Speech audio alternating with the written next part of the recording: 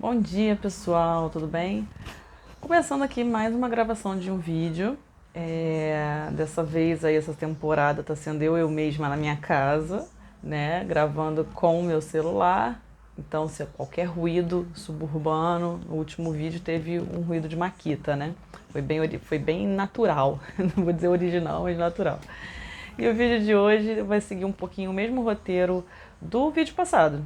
Não sei se vocês lembram, no vídeo passado eu falei sobre o Engenho Novo a pedido da Rosane, uma aluna do colégio, tosse de criança, do colégio Pedro II do Engenho Novo, né? A Rosane estava fazendo um trabalho, pediu para que eu fizesse um vídeo falando um pouco sobre o Engenho Novo. E aí naquele vídeo, foi um vídeo até que eu tive uma receptividade muito grande, um vídeo que eu nem fiz a divulgação, né? Mas vocês aqui inscritos assistiram e gostaram.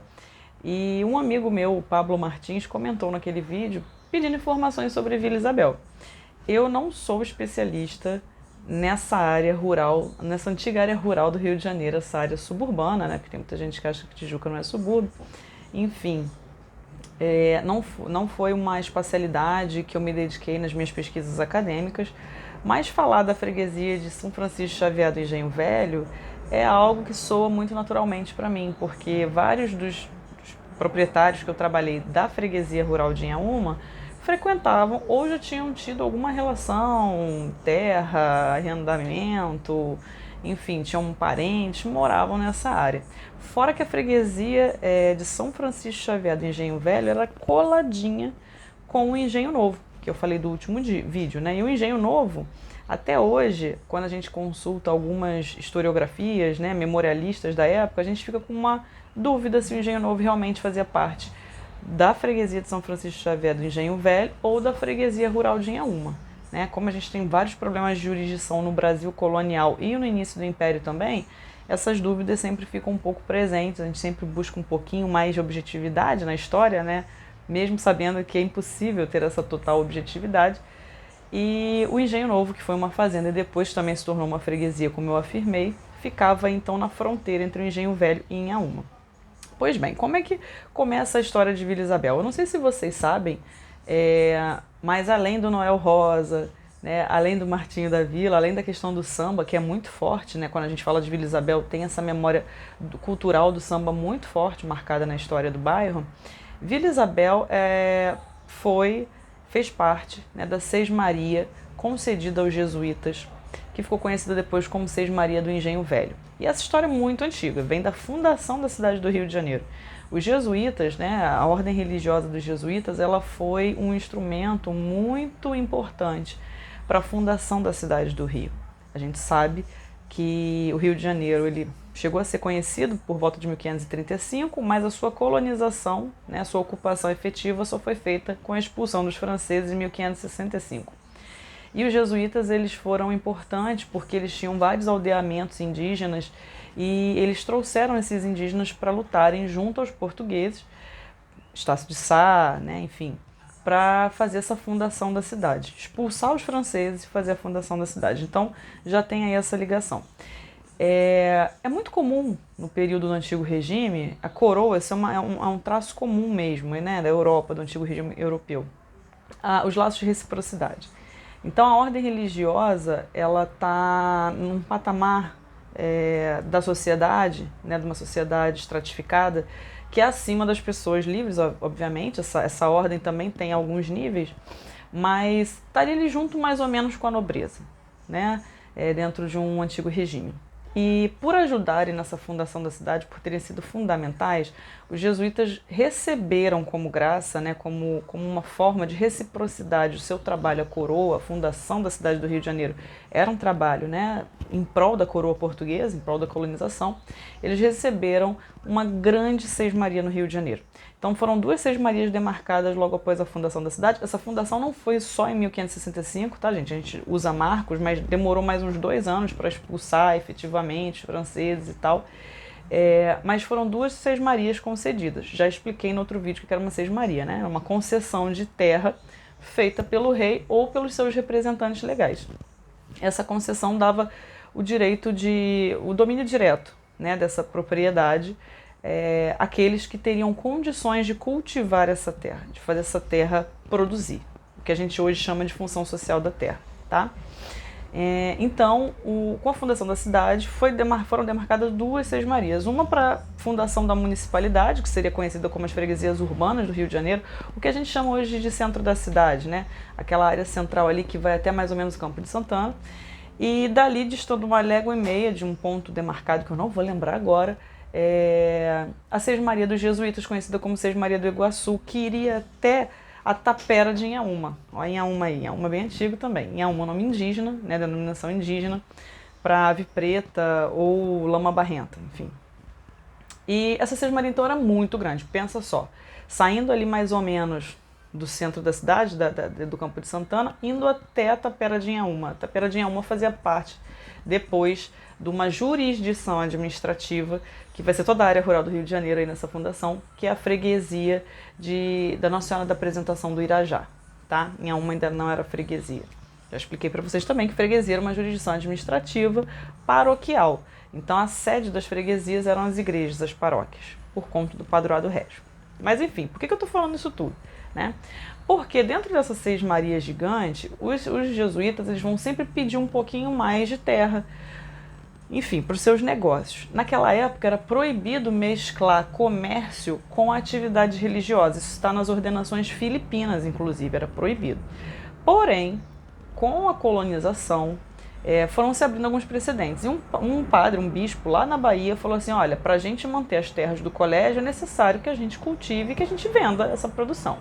Então, no século XVII, já era liberado a questão da produção, por exemplo, de cana, e os jesuítas, esses religiosos, venderem essa produção, comercializar, né? Se abre uma jurisprudência, digamos assim, né? Um precedente aí na proibição da lei filipina. E aí esses jesuítas conseguem um pouquinho mais de terra e pegam essa área do que a gente chama do São Francisco Xavier do Engenho Velho, ainda no século XVI, tá? No finalzinho lá do século XVI. E para o século XVII eles começam a explorar. Então, assim, a Sesmaria do Engenho Velho, ela começa como uma sesmaria também. E aí vai ganhando uma população, vai ganhando uma produção significativa. É óbvio que esses jesuítas não iam pegar na enxada, então eles tinham escravizados indígenas e depois foram substituídos por africanos, né? E tinham também arrendatários e foreiros. Acho que eu já falei para vocês também em alguns dos vídeos aí que eu botei.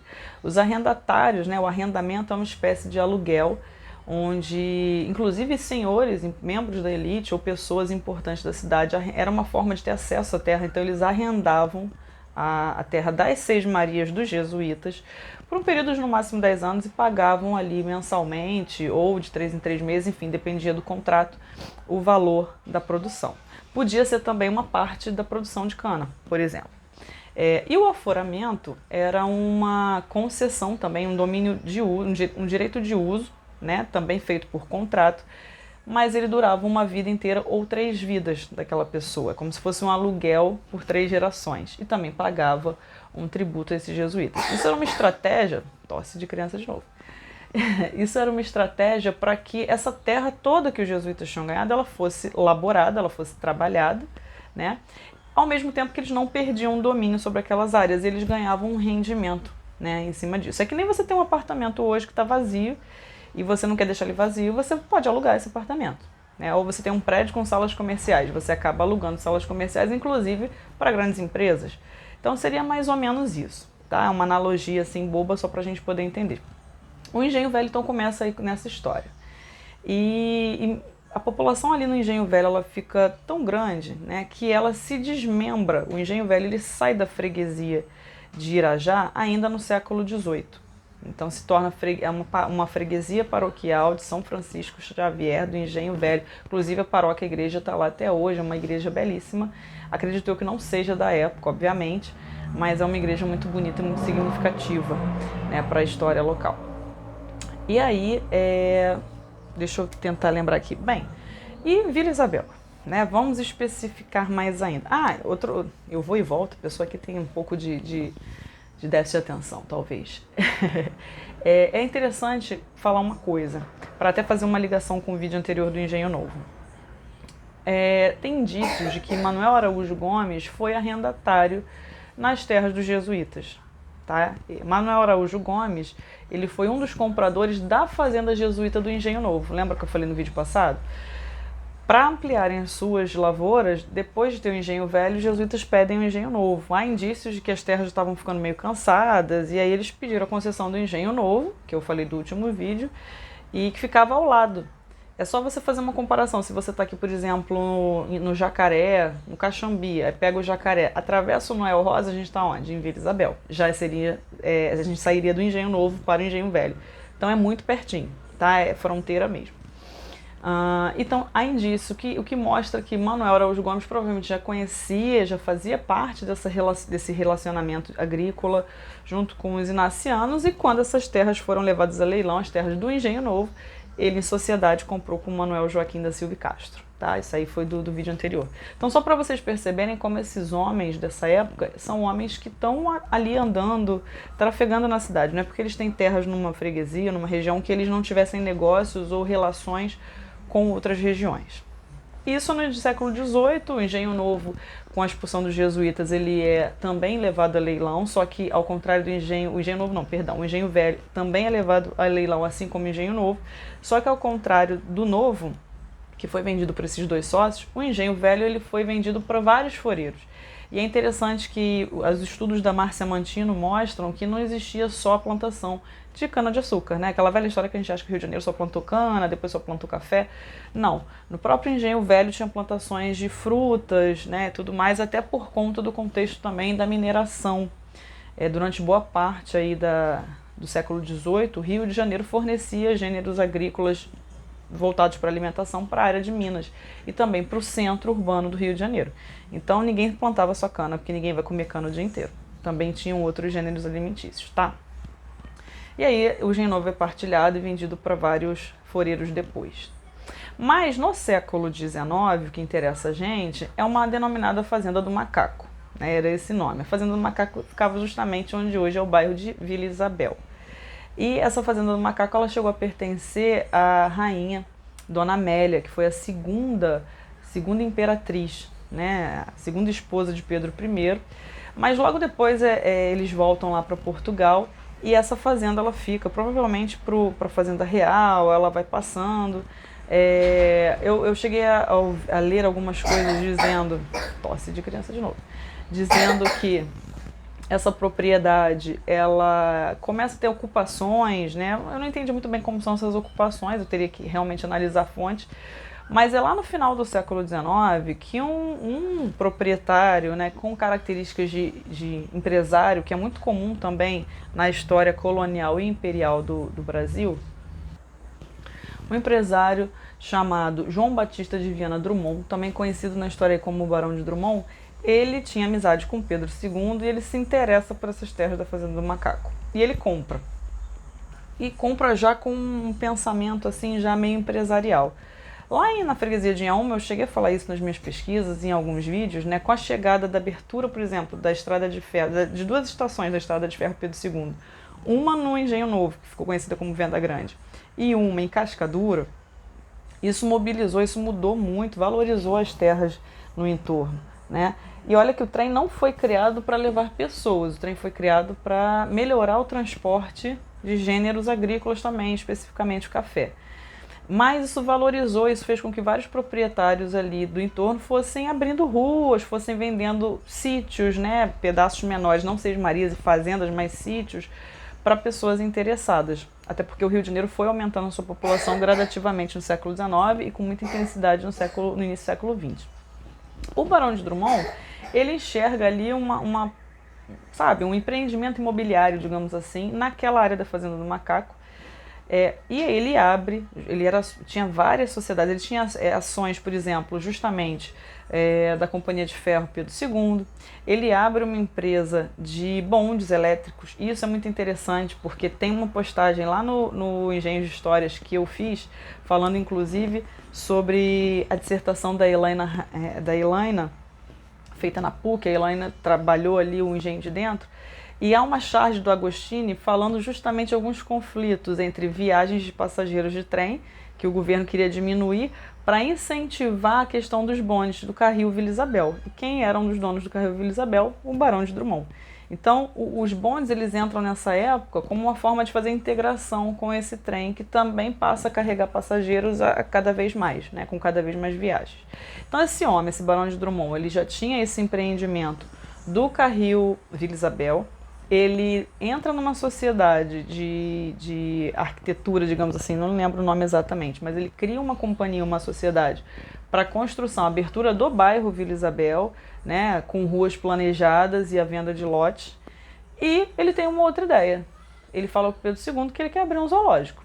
E ele consegue isso na lei, né? Ele vai para a Câmara, consegue essa licença para trazer animais de outros países, inclusive, a licença para abrir o zoológico e para ter subsídios do governo, digamos assim. Ele não pagava certos impostos para abrir esse zoológico, né? Como Pedro II gostava muito dessa questão das ciências, né? E as ciências naturais, elas estão muito em voga nessa época. O século XIX é o século das ciências, né? Das especificações. Então a história surge como ciência, as ciências biológicas, o evolucionismo, tudo isso está muito em voga ali. As ciências naturais com suas leis positivas, enfim. Então esse zoológico é aberto. Ele é aberto, se eu não me engano, em 1872. E o nome Vila Isabel, também para o bairro loteado que o Barão de Drummond vai abrir, é em homenagem à Princesa Isabel, né? Justamente ela tinha assinado a lei do ventre livre, do ventre livre em 1871, e o Barão de Drummond faz essa homenagem. O termo vila também traz uma certa modernidade para aquela área ali tão ruralizada, porque vila nessa época, no século XIX, significava um pouco mais uma estrutura, um bairro planejado, né? Uma mini cidade. Então tem isso de Vila e Isabel em homenagem à princesa. Mas aí tudo bem. Outras ruas ali do bairro, ele também vai homenagear abolicionistas que tiveram ali naquele momento. E o que se diz é que o Barão de Drummond era também abolicionista. Agora, se ele é abolicionista porque ele acreditava na causa humanitária, ou se ele era abolicionista porque achava que a escravidão era um atraso, porque também tinha esses dois vieses, né? Aí eu já não sei te explicar. Mas o abolicionismo, ele carregava aí essa bandeira. O zoológico tem uma história muito interessante, porque esse zoológico ele vai durar aí cerca de 10 anos, né? Por aí, menos de 10 anos, inclusive. Menos de 10? Não, mais de 10.